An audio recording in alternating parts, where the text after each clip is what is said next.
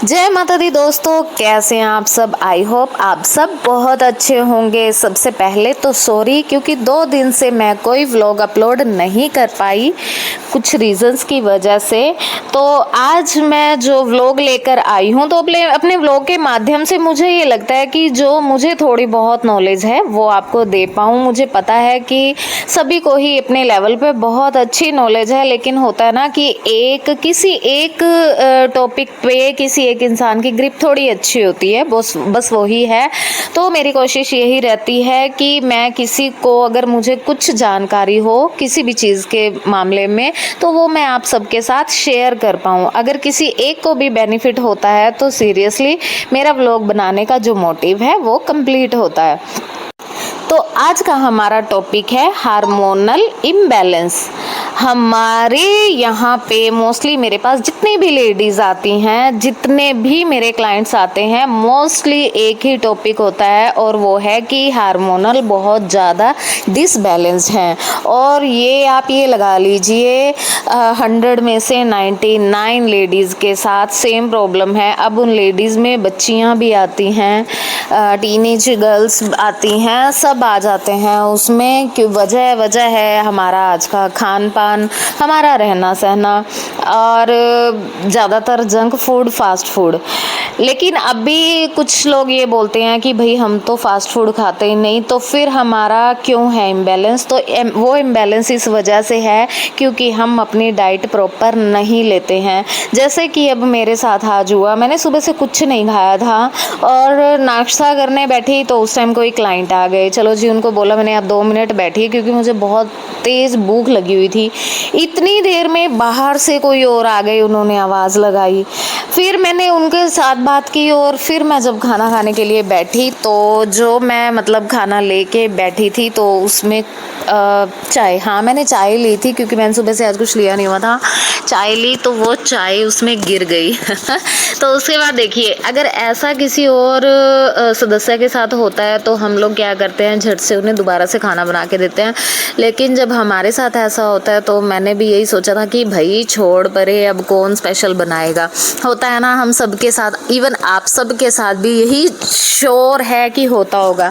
तो बस यही रीज़न है कि जो लेडीज़ की बॉडी में प्रॉब्लम्स आने के, तो फिर उसका क्या रहता है असर कि पिगमेंटेशन होती है, हेयर फॉल होता है, और एक सबसे बड़ी प्रॉब्लम जो हमारा मंथली साइकिल होता है उसमें सबसे ज़्यादा प्रॉब्लम आती है। और सबसे ज़्यादा प्रॉब्लम इस टाइम देखी जा रही है जो टीनेज बच्चियां हैं, उनका इतना डिस्टर्ब हो चुका है मंथली साइकिल हद से ज़्यादा कि 2-2 या 3-3 महीने बिल्कुल स्किप हो रहा है। तो बच्चियां कुछ डर की वजह से नहीं बता पाती हैं कि कोई क्या सोचेगा क्या नहीं सोचेगा, या फिर ये होता है कि हम इग्नोर कर देते हैं कि ठीक है कोई नहीं, हो जाएगा ठीक है। लेकिन ये इग्नोर करने वाली सीरियसली चीज़ नहीं है। कईयों को बुरा भी लगेगा कि मैं सोशल प्लेटफॉर्म पे ये चीज़ बोल रही हूँ, लेकिन ये सीरियस चीज़ है।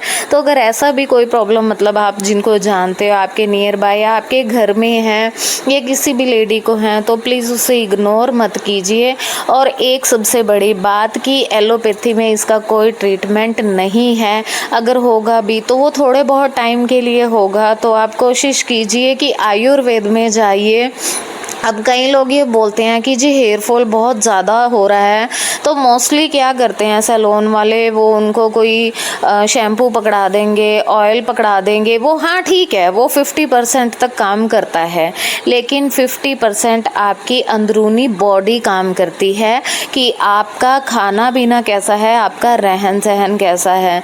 तो अगर किसी को भी हार्मोनल इम्बैलेंस की समस्या है, हेयर फॉल बहुत ज़्यादा हो रहा है, पिगमेंटेशन एक्सट्रीम लेवल पे है, तो आप प्लीज़ पहले इंटरनल आपका फुल बॉडी चेकअप कराइए।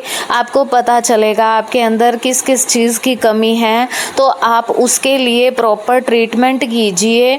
और हो सके तो आयुर्वेद में जाइए। मैंने ना एक सोशल मीडिया पे ही हैं, वो इन्फ्लुएंसर भी हैं और वो डॉक्टर भी हैं। डॉक्टर वैसे वो आई थिंक होम्योपैथी की, हाँ जी, होम्योपैथी की डॉक्टर हैं, लेकिन सोचिए वो लेज़र का ट्रीटमेंट भी कर रही हैं। नाम मैं नहीं लूँगी उनका। वो खुद बोलती हैं कि ये हार्मोनल इम्बैलेंस है, जिसकी वजह से आपको ये अननेसेसरी हेयर जो है ग्रोथ होना शुरू हो जाती है।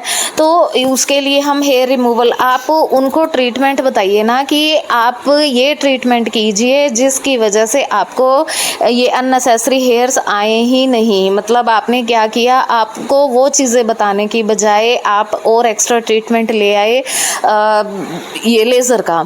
तो लेज़र में भी वो प्रॉपर आपको नहीं बोलते हैं कि ये 100% चले जाएंगे, काफ़ी सारी सिटिंग्स करानी पड़ती हैं।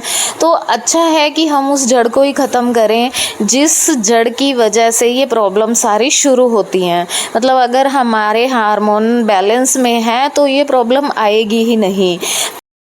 सो प्लीज़ ट्रीटमेंट लीजिए ताकि छोटी समस्या आपकी बड़ी ना बन पाए और आप सब हम सब स्वस्थ रहें। Thank you so much.